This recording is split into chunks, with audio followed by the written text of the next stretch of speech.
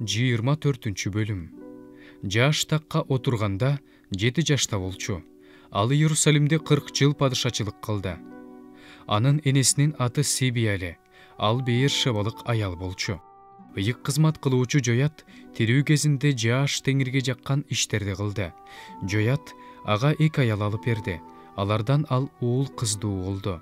Ошондон кийин жаштын жүрөгүнө теңирдин үйүн жаңыртуу керек деген ой келди. Ал ыйык кызмат кылуучулар менен лебилерди чогултуп, аларга Жүйүт аймагынын шаарларын кыдыргыла, Кудайдын үйүн жыл сайын оңдоп туруу үчүн бүт ысрайылдыктардан күмүш чогулткула. Бул ишке батыраак киришкиле деди. Бирок лебилер шашылган жок. Падыша алардын башчысы Жоятты чакырып, ага мындай деди: Теңирдин кулу Муса менен Ысрайыл жамааты жыйын чатыр үчүн белгилеген алымды Жүйүт аймагынан, Иерусалимден чогултуп келүүсүн лебилерден эмне үчүн талап кылбай жатасың? Анткени Кудайсыз аял Аталыя менен анын уулдары Кудайдын үйүн талап тоноп бүтүшкөн. Теңирдин үйүнө арналгандардын баарын баалга жумшашкан. Падыша буйрук берди. Ошондо алар бир үкөк жасашып, аны Теңир үйүнүн сыртына кире беришке коюшту. Алар Жүйүт аймагына жана Иерусалимге Теңирге арнап алым алып келүүнү буйрушту.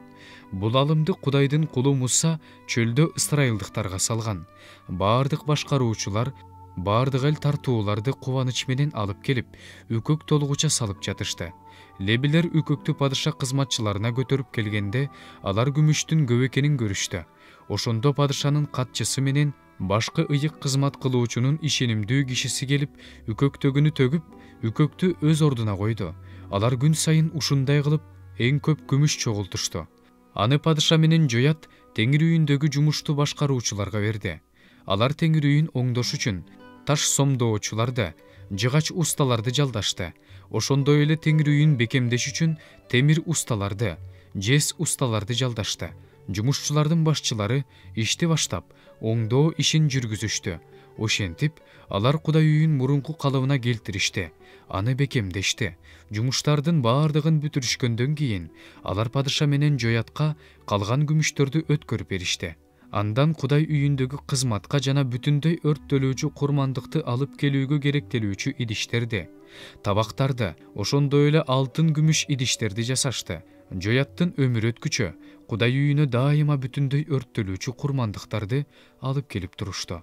Жоят карылыгы жетип өмүргө тоюп өлдү. Ал өлгөндө 130 жашта болчу. Аны Дөөттүн шаарындагы падышалар жаткан жайга коюшту. Анткени ал Кудай үчүн да, Кудай үйү үчүн да Ысрайылда жакшы иштерди кылган.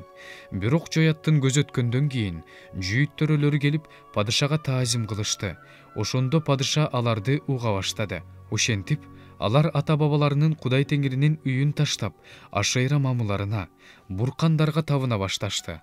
Ушул күнөөсү үчүн Теңир Жүйүт менен Иерусалимге каарданды. Алар Теңирге кайрылыш үчүн Теңир аларга пайгамбарларын жөнөттү. Пайгамбарлар аларга эскертишти, бирок алар укпай коюшту. Ыйык кызмат кылуучу Жояттын уулу Захарияга Кудайдын руху түштү. Ал бийик жерге чыгып, эл алдында туруп аларга: Теңир мындай дейт: силер эмне үчүн Теңирдин буйругун аткарбай жатасыңар? Силер ийгиликке жетпейсиңер. Силер Теңирди таштап салдыңар. Ал да силерди таштап салат деди. Ошондо ага каршы уюшуп, падышанын буйругу боюнча аны Теңир үйүнүн короосунда ташпараанга алышты. Жаш падыша өзүнө Захариянын атасы Жояттын кандай жакшылык кылганын унутуп, анын уулун өлтүрдү.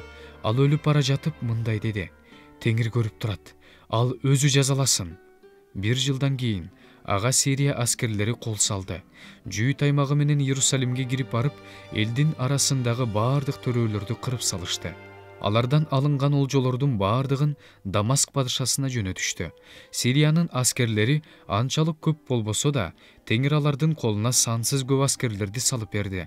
Анткени бул эл өз ата-бабаларынын Кудай Теңирин таштап койгон. Жаш ушундайча жазасын алды.